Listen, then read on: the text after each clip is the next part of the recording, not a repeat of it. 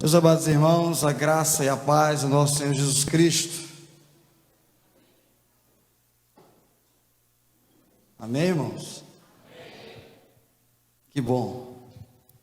Como os irmãos já disseram, nós estamos num processo de maturação dessas mudanças e vamos aprendendo como fazer melhor para juntos adorarmos ao Senhor.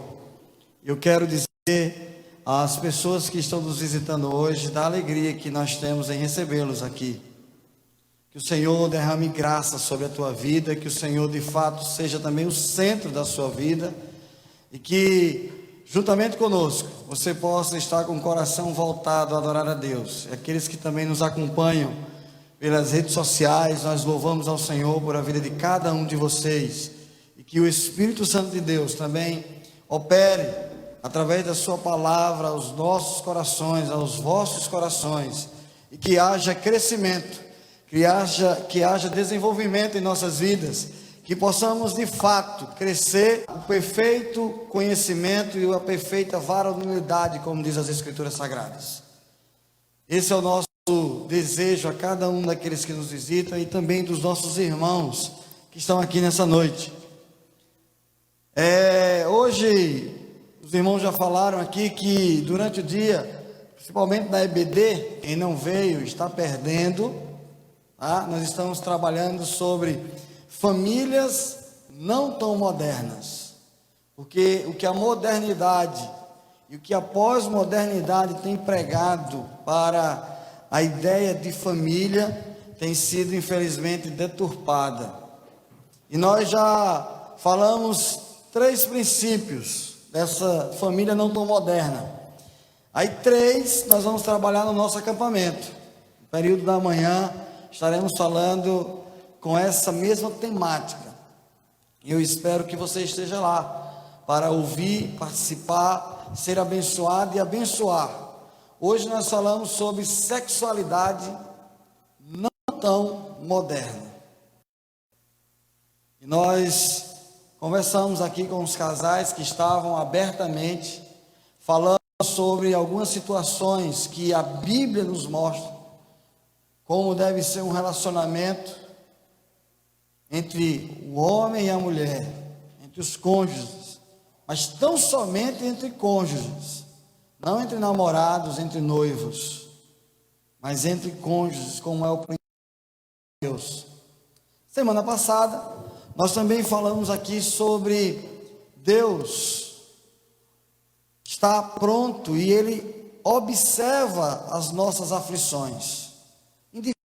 Falamos de uma forma bem individual isso, que Deus observa e isso prova, aquela questão de Pedro, que é possível um cristão passar por dificuldades e tribulações, mas está observando, foi o que nós dissemos. A segunda coisa que nós falamos é que Deus ouve a nossa oração. Ele não só observa, mas Ele ouve a oração dos seus servos. E a igreja estava orando por Pedro, e Pedro foi liberto. Houve um milagre, e Pedro foi liberto das cadeias e também da morte naquele instante. E também vimos, por último lugar, que Deus é quem cuida dos nossos adversários. Hoje eu quero falar de uma forma mais abrangente, de uma forma mais geral, falar da nação, falar de um estado, falar de uma cidade, falar de famílias, de certa forma, mas nós vamos trabalhar de uma forma geral, a uma nação, independente de quem são as pessoas que compõem essa nação, se cristãos ou não cristãos, pessoas que adoram a Deus e pessoas que talvez não adorem a Deus. Quando há uma calamidade, o que nós devemos fazer como igreja? É possível que isso aconteça? Mesmo que nesse país, nessa cidade, nesse estado, exista filhos de Deus, é possível que exista calamidades e dificuldades? Ora, abrirem as suas Bíblias e acompanhar, nós vamos ler apenas um verso de 2 Crônicas, capítulo 7, verso 14. 2 Crônicas, capítulo 7, verso 14. Eu vou ler nessa versão que está aqui, que fica melhor acompanharem. A palavra de Deus diz: se o meu povo, que se chama pelo meu nome, se humilhar e orar, buscar a minha face e se afastar dos seus maus caminhos, dos céus eu ouvirei, perdoarei o seu pecado e curarei a sua terra. Você pode ler comigo? Se o meu povo, que se chama, se humilhar e orar, buscar a minha face e se afastar dos seus maus caminhos, dos céus eu ouvirei, perdoarei o seu pecado. Vamos orar ao Senhor? Amado Deus, fala ao nosso coração nessa noite. Teu povo está aqui reunido, a tua igreja está aqui reunida, e nós sabemos que o Senhor se faz presente nesse lugar. E é por isso que nós cremos que o teu poder, Senhor, se aperfeiçoa na nossa fraqueza, e que nós vamos ser hoje abençoados, consolados por a tua palavra. Usa-me como instrumento nas tuas mãos, é o que eu te peço. Amém. Louvado seja Deus. Meus queridos, eu creio que vocês sabem, a maioria aqui deve saber, mas eu gosto sempre, é interessante que nós possamos sempre enfatizar isso. O livro das Crônicas, ele faz parte dos livros históricos do Antigo Testamento.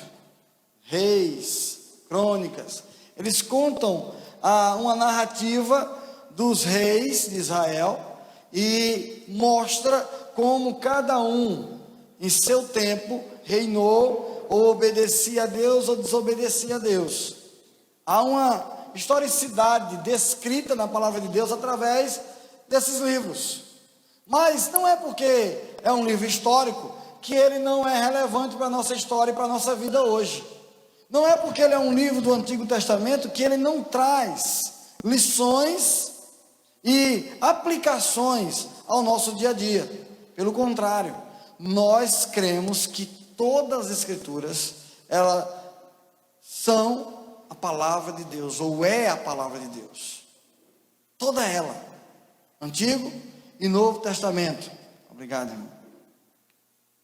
E nesse caso, nesse capítulo em tela aí, o capítulo 7 de 2 Crônicas, existe o relato da história de Salomão. E especificamente nesse capítulo, o rei Salomão estava consagrando o templo de Jerusalém ao Senhor. Aquele que foi dito pelo próprio Deus que não seria Davi que construiria, mas Salomão, seu filho. Filho de Davi com Betseba. Ele construiria esse templo. Então, Salomão estava consagrando. E na festa de inauguração do templo, a glória de Deus encheu aquele lugar. A Shekinah de Deus encheu aquele lugar. O povo, ao ver a gloriosa manifestação de Deus, prostrou-se e adorou ao Senhor. Veja que nos nossos dias não é diferente. Quando nós percebemos ou vemos a manifestação da glória de Deus, nós somos levados também a adorá-lo. Eu não sei quantos aqui se prostram, mas eu creio que pelo menos o coração deve estar prostrado diante de Deus, ou deveria. Mas o que seria observar a glória de Deus? O que seria ver nos nossos dias a glória de Deus na vida da igreja, num culto ao Senhor? Como é que isso acontece? De que forma? Talvez isso seja um tema para nós trabalharmos um pouquinho mais adiante, depois. Mas eu quero dizer, para não deixar no vácuo, é que essa forma de observar a presença de Deus, ela parte do individual para o coletivo. ela parte do meu coração, na minha adoração, quando eu presto culto ao Senhor. Mas ela também ocorre quando o povo de Deus, juntos, unânimes, começam a adorar a Deus. E eles começam a sentir a presença de Deus. Aí aqui cabe uma pergunta: qual foi a última vez que você prostrou-se e adorou a Deus? Se Deus de fato é o Senhor da sua vida, qual foi a última vez que você de fato sentiu a presença real de Deus e derramou-se na sua presença? Ficou difícil? Espero que não. Será que a mente não conseguiu puxar quando foi essa última vez, esse último dia, esse último instante? Ah, pastor, mas não necessariamente eu preciso prostrar-me, mas a Bíblia diz que toda vez que o povo, e isso fica relatado em Isaías, em vários textos, quando a glória de Deus se manifestava, o povo prostrava-se em adoração ao Senhor. A presença de Deus era tão real que as pessoas não conseguiam conter-se. E elas adoravam a Deus, alguns cantavam, outros oravam, outros se ajoelhavam. A nação fazia isso. Deus, no caso de Israel, então apareceu a Salomão. Veja que interessante. Todo o povo percebeu a glória de Deus, mas Deus aparece a Salomão e não ao povo. Deus apareceu apenas a um homem, Orlando, naquela ocasião, mas toda a igreja percebeu, todo o povo que estava reunido, a nação de Israel percebeu isso. E ele diz uma promessa, ele faz uma promessa a Salomão naquele instante, dizendo que em caso de crise e juízo sobre a nação, quando ocorresse isso, se o seu povo se voltasse para ele, então os seus pecados seriam perdoados e a sua terra seria curada. Eu quero trabalhar com os irmãos aqui 4 verdades nesse texto, nesses versos, apenas esse versículo, 4 verdades, de quando uma nação, e aí eu estou falando do coletivo, quando existe uma crise, o que é que a igreja precisa fazer? Nós sabemos aqui que está sendo anunciado e alguns brasileiros ficaram em quarentena. Vieram de onde? Da China.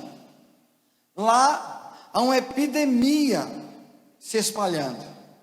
E ela pode chegar a alguns lugares, inclusive ao nosso país. E epidemias dessa forma, elas são avassaladoras. Porque os cientistas não conhecem, as pessoas não entendem, mas elas chegam e exterminam pessoas, cidadãos, homens, mulheres, crianças, destroem, começa a destruir a nação. Mas não só as epidemias, nós também vemos muitas vezes as chuvas, os terremotos, os tsunamis, várias ações que geram caos e crise em uma nação. E aí existe 4 lições, 4 verdades que nós precisamos aprender. Lembre-se que hoje de manhã eu falei que a nossa irmã Ana Rita leu um texto de Crônicas também, e o Senhor dizia que se o povo se afastasse dele, ele se afastaria do povo. E isso foi a ação pedagógica de Deus. Nós estamos em Crônicas, um livro histórico, mas eu quero trazer lições para o nosso dia hoje, para as nossas vidas hoje, práticas. Como é que isso se aplica a nós? Já que nós estamos no Novo Testamento, aí alguns dizem assim: nós estamos vivendo na graça. A minha pergunta é: e desde quando deixou de ser graça?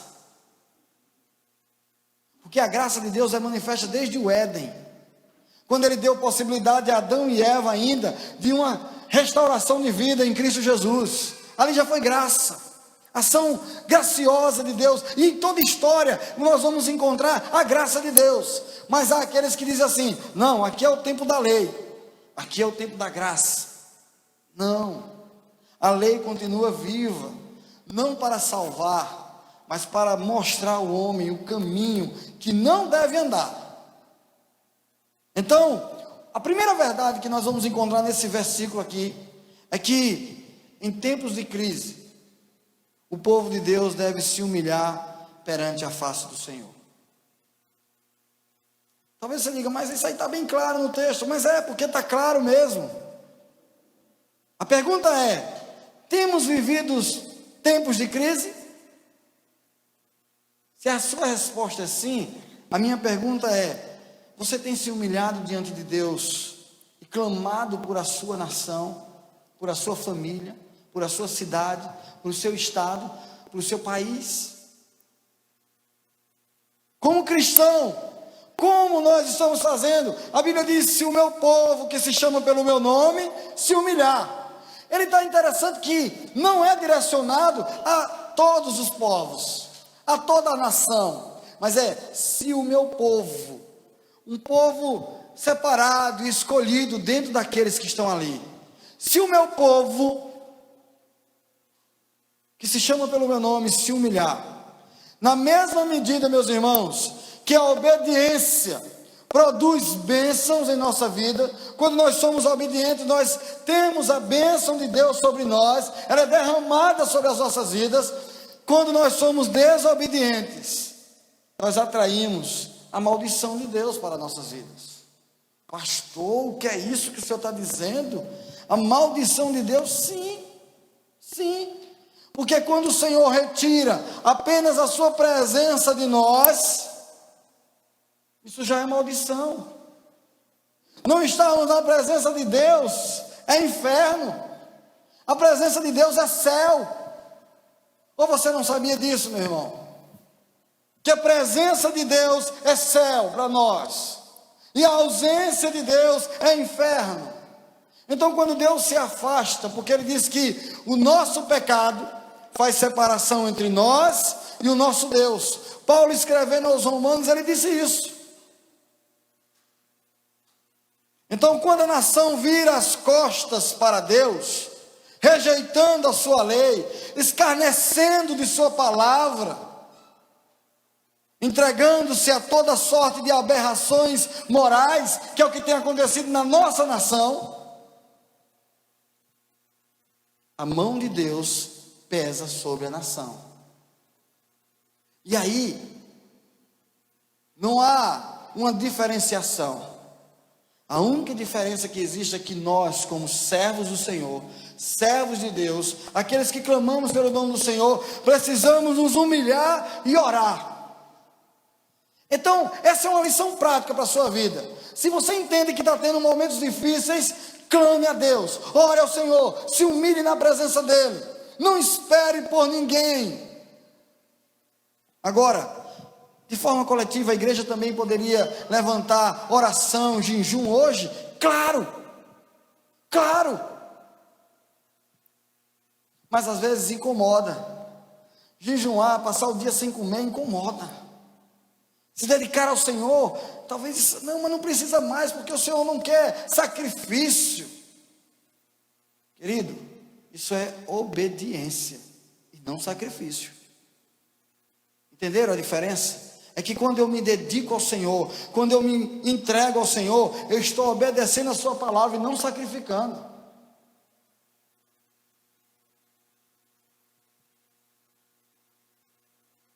As pessoas estão promovendo o mal e refreando o bem. Então o juízo divino torna-se inevitável. Aí as pessoas dizem: ah, mas por que tanta chuva? Se Deus é bom, por que tanta destruição? Por que tantos terremotos, tantas desgraças acontecem? Desgraça, falta da graça. Ok? O cabinho aí do lado.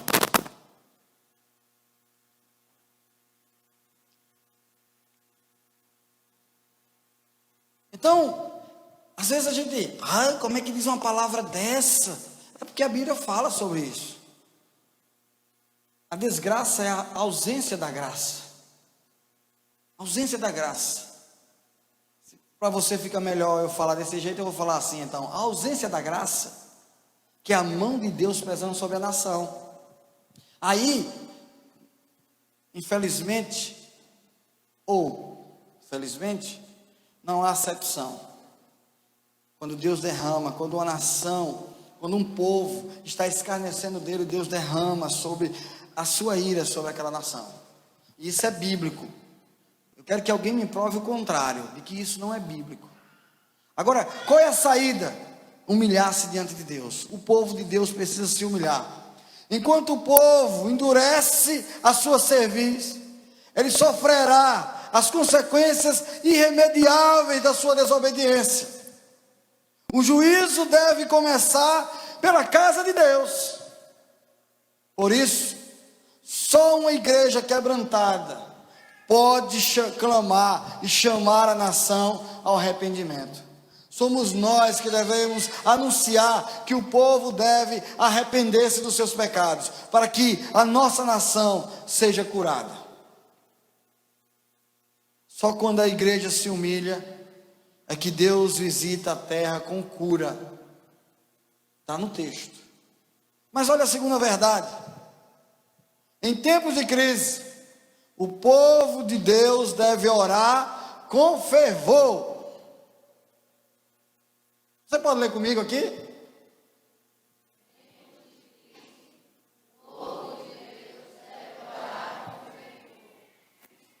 Se o meu povo, que se chama pelo meu nome, está lá, orar e me buscar.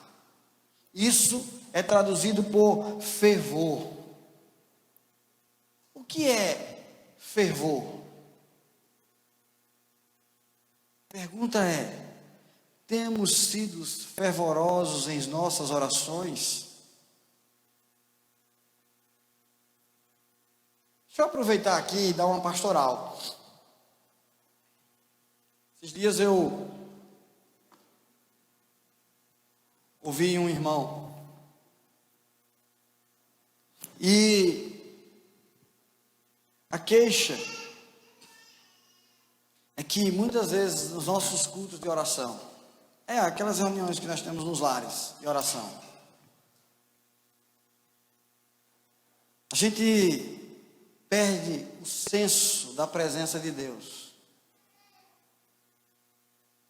Todo mundo faz o seu pedido, isso é maravilhoso. Eu acho essa dinâmica muito boa, porque a igreja ouve uns aos outros. Mas na hora de orar, irmãos, 3 minutos, o grupo se reúne ali, os grupos aí, 3 minutos, no máximo 5 minutos estão ora, aí termina a oração. Aí tem um grupo que ainda está orando, clamando a Deus pelos pedidos que foram feitos.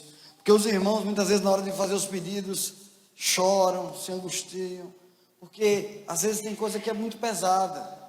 Aí na hora que nós vamos orar, aí as pessoas terminam a oração ali, e não é involuntariamente, voluntariamente já começam a conversar, e esquecem que os outros estão orando. E aí começam a dar risada, a brincar, sabe? Não é porque nós estamos na casa dos irmãos que nós não estamos buscando a presença de Deus. É preciso ter reverência. É preciso ter esse fervor na oração. Talvez a igreja está precisando de um renovo nesse sistema de entender o que é oração. Voltarmos às raízes e ver o que é um clamor que uma nação faz. Às vezes nós dizemos assim na igreja: vamos levantar um clamor. Aí às vezes os irmãos não sabem nem o que é levantar um clamor. Se você não sabe, depois do culto você me pergunta que eu explico o que é o levantar um clamor. Alguns eu tenho certeza que sabem. Mas veja, como a igreja tem vivido. Então parece-nos que não há crise, não há situações difíceis, porque se a igreja não tem buscado ao Senhor com fervor, Orai e me buscar, orai e me buscar, orai e me buscar, porque essa foi a promessa de Deus a Salomão. A igreja perdeu o sentido da existência dela. Porque quando nós buscamos a Deus, nós o adoramos por quem Ele é. Quando nós nos prostramos diante de Deus, nós nos humilhamos para a sua grandeza. E aí entenda que eu não estou falando de prostrar, deitar-se, ajoelhar-se, não. É o coração prostrado diante de Deus. Coração. Você pode estar sentado na sua cadeira, você pode estar deitado na sua cama, mas você pode estar com o seu coração prostrado diante de Deus. Lembra de Jó? Não dá para entender que Jó se prostrou dessa forma. As feridas eram tão grandes, feridas que ele não tinha como. Ele estava deitado, meus irmãos, prostrado diante do Senhor. Mas o que nós entendemos é que o coração de Jó, de fato, estava buscando ao seu Senhor internamente, sofrendo. E nós, como temos vivido? Então eu quero deixar essa segunda lição para você. Em tempos de crise, meu irmão, é preciso buscar a Deus em oração, mas isso fervorosamente.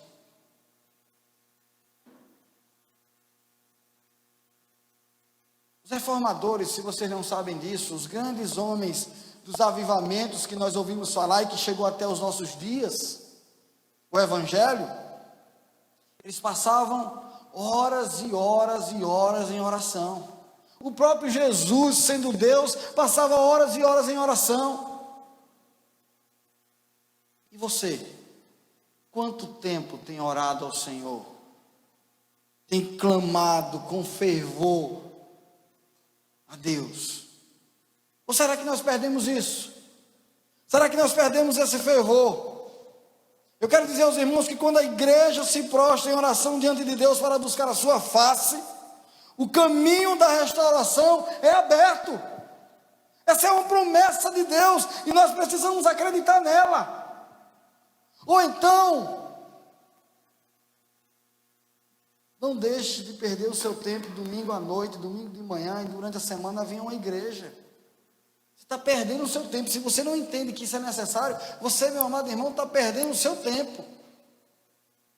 Agora, se você entende que isso é necessário, que de alguma forma isso tem faltado em sua vida, é hora de arrepender-se hoje e buscar a Deus de todo o coração, porque o caminho da restauração é aberto quando nós buscamos a Deus dessa forma. Mas há uma terceira verdade. Não se esqueça. Primeiro, volta aí. Em tempo de crise, o povo de Deus deve se humilhar perante a face dele. Segundo, o povo de Deus deve orar fervorosamente, ou com fervor. Pastor, mas não é a mesma coisa? Não. É algo que está se aplicando ao primeiro princípio. Ou seja, eu preciso perseverar em oração. Não é orar só uma vez, fervorosamente, é perseverante. Mas há uma terceira verdade. Em tempo de crise, o povo de Deus deve buscar a face do Senhor. Se o meu povo, que se chama pelo meu nome, aí ele diz, e buscar a minha face. Ele já tinha dito, se humilhar, orar e me buscar. Mas ele reforça dizendo assim, buscar a minha face. É Deus que está dizendo isso. Encontramos agora um verbo acompanhado de uma expressão, buscar a minha face. Em nossa cultura, não soa familiar, é verdade. Precisamos então explicar.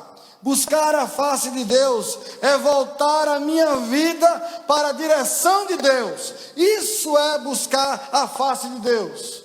É colocar, ajustar a minha vida no caminho que Deus deseja, no caminho que Deus quer. A pergunta é, será que a sua vida, será que a minha vida está na direção que Deus deseja?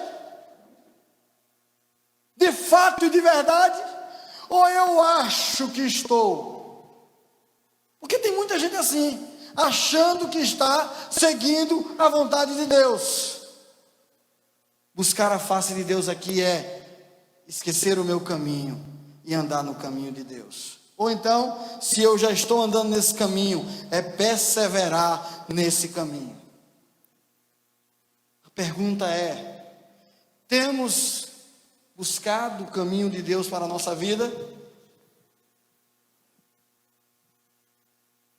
Interessante que essa busca da direção de Deus, ela precisa vir com a visão do poder e do amor de Deus. Quem tem essa visão, busca a Deus, porque sabe que Ele é poderoso e que Ele é amoroso. Quem não tem essa visão, não busca a face de Deus, não busca o caminho do Senhor. É ter prazer na presença de Deus, desejando como a melhor companhia. Quando eu estava meditando nesse texto, pensando sobre isso, eu lembrei de um acampamento que eu participei. Eu vinha pensando, quando saí de casa agora para a igreja, eu fui buscar a Ana Rita, e ela vinha no carro e eu vinha pensando isso. O acampamento começa semana que vem. Meu Deus, eu já não tenho mais idade para estar em acampamento. Eu já podia acabar com isso. Mas e as outras gerações? E as gerações que estão vindo? E esses adolescentes que estão chegando? Sabe? E aí eu fiquei pensando, olha, sabe por que eu amo tanto em estar em acampamento e não importa para mim se eu vou dormir em uma barraca, se eu vou dormir em um colchão, eu quero estar lá. Porque as experiências que eu tive em acampamentos, elas foram tão marcantes, que eu desejo que isso seja marcante na vida dos meus irmãos. E aí eu lembrei de um acampamento que nós tivemos uma vez aqui, quando era da primeira igreja, só tinha ela, né? A primeira igreja presbiteriana de Paulo Afonso, de uma roça, não era uma chácara, era uma roça, do irmão Francisco, mais conhecido como irmão Chiquinho. Acho que Clístenes deve ter participado desse. O pai de Clístenes quase morre eletrocutado lá. Outros irmãos também.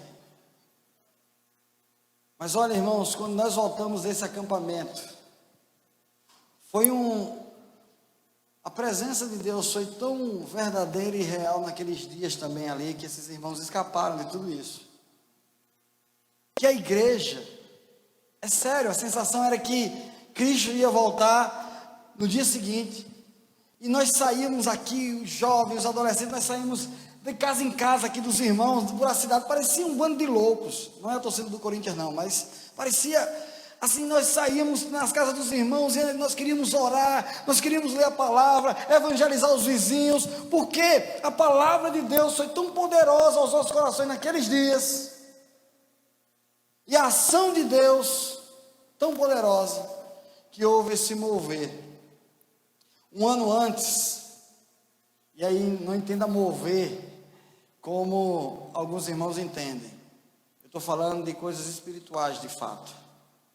Um ano antes, acontecera um acampamento de uma outra chácara, pertinho de Nova Glória, e nesse acampamento, eu lembro de mais de 15 ou 20 pessoas se renderam aos pés de Jesus, porque a igreja estava ali, clamando, orando, buscando a Deus. Nós tínhamos vigílias, irmãos, que ia até o amanhecer nos nossos acampamentos. Hoje em dia, nós brincamos até o amanhecer. Isso não é ruim. Eu não estou falando que isso é errado, porque eu brinco até a última hora, tá? Eu sou o primeiro a brincar até a última hora. Eu não estou criticando quem faz isso. Mas é porque muitas vezes nós esquecemos. As vigílias já não fazem parte do nosso calendário de acampamento. Não tem mais vigílias espirituais, oração, sabe? Então, será que não é hora de rever alguns conceitos em nossas vidas? E aí não tem que ser só no acampamento, não. Ele pode acontecer no dia a dia da igreja, no seu dia a dia, porque a nossa nação tem vivido uma crise. E eu tenho essa concepção de que não acha que está tudo bem, de forma espiritualmente falando. Não está. Então é preciso buscar o caminho do Senhor, para não andar em qualquer caminho, achando que está andando segundo a vontade de Deus. Mas eu quero terminar esse ponto dizendo o seguinte: é preciso, se nós de fato queremos buscar o caminho de Deus, firmar um compromisso com Deus, um compromisso coerente com a visão de Deus, e não com a minha visão ou com a sua visão, mas com a visão de Deus, do que Ele quer para mim e para você. É preciso ter essa coerência. Busque a Deus fervorosamente. Mas há uma quarta verdade. Você lê aí para mim agora? Vamos lá?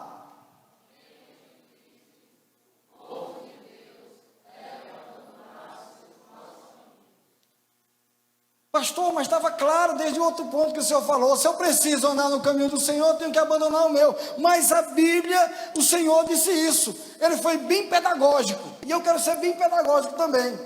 Buscar a minha face e abandonar, e deixar, e não lembrar-se mais dos seus maus caminhos. Não dá para trilhar no caminho do Senhor e andar pelos maus caminhos. É preciso esquecer, abandonar os maus caminhos. Os pecados do povo de Deus são mais graves do que os pecados das demais pessoas. Sabia disso? Que quando eu e você pecamos, é mais grave do que o pecado das outras pessoas. Por quê? Porque o povo de Deus peca contra um maior conhecimento. O conhecimento que você tem das Escrituras, da verdade e do caminho de Deus. As pessoas lá fora não conhecem. O povo de Deus deve denunciar o pecado em público, e não poucas vezes. Mas o povo de Deus também deve abandonar os seus maus caminhos, que servem como pedra de tropeço para muitas pessoas. Quando um cristão cai, sua queda torna-se pedra de tropeço para os incrédulos. O caminho da restauração passa pela confissão e pelo abandono do pecado. Uma igreja amoldada ao mundo e secularizada, ela é sal que perdeu o sabor, e ela só serve para ser pisada. Então, pegue essa lição prática. Se você de fato vai seguir o caminho de Deus, abandone o seu mau caminho, abandone o seu pecado, abandone aquilo que te afasta de Deus. E eu quero concluir. Quando o povo de Deus se volta para Deus, ele se volta para o seu povo, para sarar não só o povo, mas a nação. Olha que promessa. Então, eu ouvirei dos céus, perdoarei os seus pecados e sararei a sua terra. Aqui poderia ser traduzido por sua família,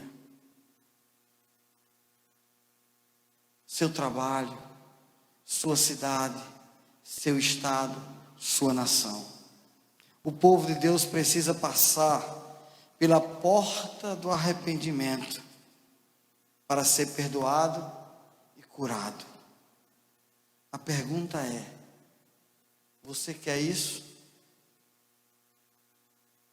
Nós queremos isso? Então eu quero te convidar e dizer que a solução para o Brasil não está apenas nas decisões de nossas cortes, nem apenas nos escrutínios do voto popular. Não. A solução para o Brasil está em Deus. E se nos voltarmos para Ele e nos arrependermos, Ele cumprirá a sua promessa.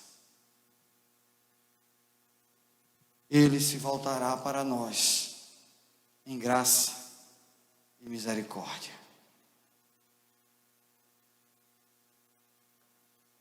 O que você quer fazer da opção que você tem nessa noite? Voltar-se para Deus arrependendo do seu caminho, ou continuar nele e não entrar no caminho da restauração e cura? Feche seus olhos, curve sua cabeça e fale com Deus nesse instante. Do seu jeito, porque Ele te escuta. Agora saiba que Ele está nesse lugar. A presença dEle é real aqui. Nós viemos aqui porque Ele está aqui.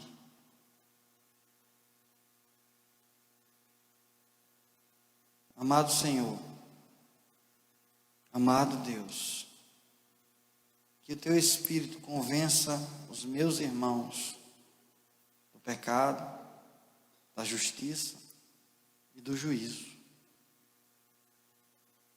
Que nós venhamos a nos arrependermos dos nossos maus caminhos e nos voltarmos para a Tua vereda, Senhor. Veredas de justiça e amor, veredas de paz e misericórdia. Ó Deus, inclina os Teus ouvidos para nós nesta noite, no nome de Jesus. Amém. Recebam a bênção, queridos. Que a graça, a paz do nosso Senhor Jesus Cristo, o amor de Deus, o nosso eterno e soberano Pai, a comunhão, as consolações, o poder do Espírito Santo de Deus, sejam com vocês, Igreja do Senhor, hoje, aplicando em nossos corações essa palavra, e até a volta de Cristo, nos santificando nele. Amém. Que você saia daqui nessa noite pensando sobre o que você ouviu. Se de fato a presença de Deus tem sido real em sua vida. Se você foi impactado por a palavra de Deus e você deseja mudança em sua vida, nós estamos aqui para te ajudar. Nós estamos aqui para estender a mão e dizer assim: olha, nós queremos caminhar contigo. Mas se você, meu irmão, que é membro dessa igreja também, entende que é preciso ter mudança, o Senhor está pronto a ouvir a tua oração e sarar a tua vida, a tua família, a tua cidade, teu estado, a nossa nação. Amém.